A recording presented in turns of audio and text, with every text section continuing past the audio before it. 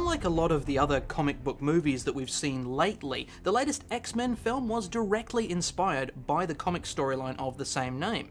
Days of Future Past, created by Chris Claremont, John Byrne, and Terry Austin. The storyline in question only ran across 2 issues of Uncanny X-Men in 1981, but it has become one of the seminal X-Men stories and presents a premise that was custom-made for movie adaptation. Well, so you say custom-made, but a fair few changes have been made from page to screen. Not least of all, the fact that in the comic, it's Kitty Pryde who, seeing the dystopian nightmare that the Sentinels have reduced her world to, jumps back in time with a warning for her teammates, whereas of course in the film, it's Wolverine who does the time travelling. Well, among other reasons, it made sense to use an existing character for that role, since they were more or less introducing Kitty with this movie. Well, yeah, because she featured briefly in X-Men 3, but this is really her debut. Yeah, so as we go forward with the Days of Future Past now behind us, we have to wonder what the future holds. Okay, that may have been the most confusing sentence ever, but I get what you're driving at. What is next for the X-Men on the big screen? Well, Bryan Singer has announced that the next X-Men movie will be called Apocalypse, and it will be released in 2016, so it's pretty obvious what comic arc they're going for next. Yeah, it's going to be the Onslaught Saga. Phalanx Covenant? Avengers vs. X-Men. I want you to know that I am ignoring you. Now I really want an Avengers vs. X-Men movie. Right?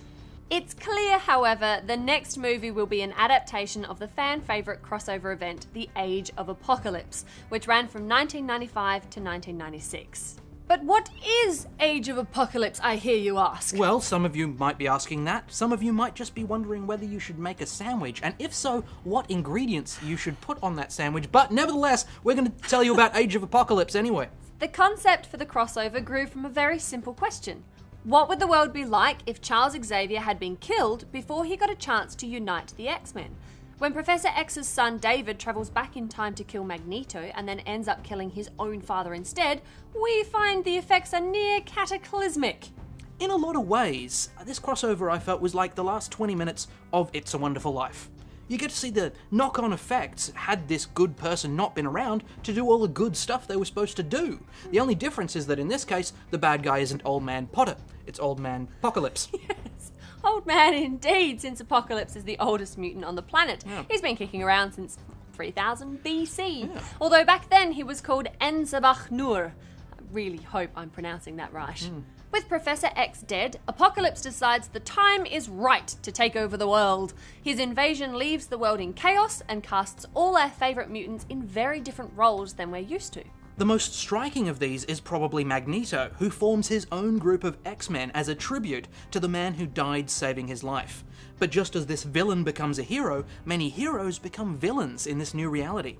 Well, with Scott and Alex Summers being raised by Mr. Sinister in this world, it's not that surprising to see them starting out on the wrong side. But seeing Hank McCoy as an evil genetic scientist and eventually becoming Dark Beast was honestly pretty upsetting.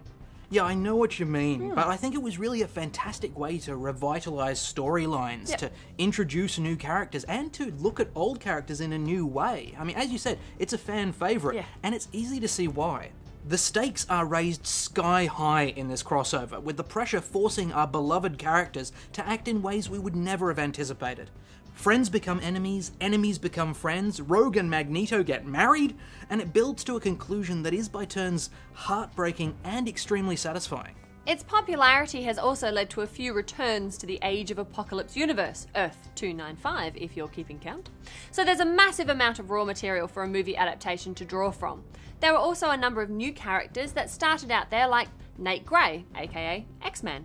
So I think this has the potential to be the biggest, most explosive X-Men film yet. Absolutely. Look, I just wonder if they're going to end it the same way. Yeah? You know, with all the townsfolk chipping in money so Professor X can make his deposit to the bank examiner, and then they all sing Auld Lang Syne around the piano. No, Al, you're back on It's a Wonderful Life.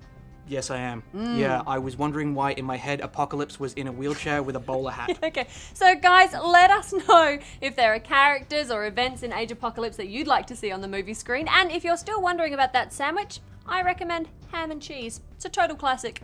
Maybe a little mustard.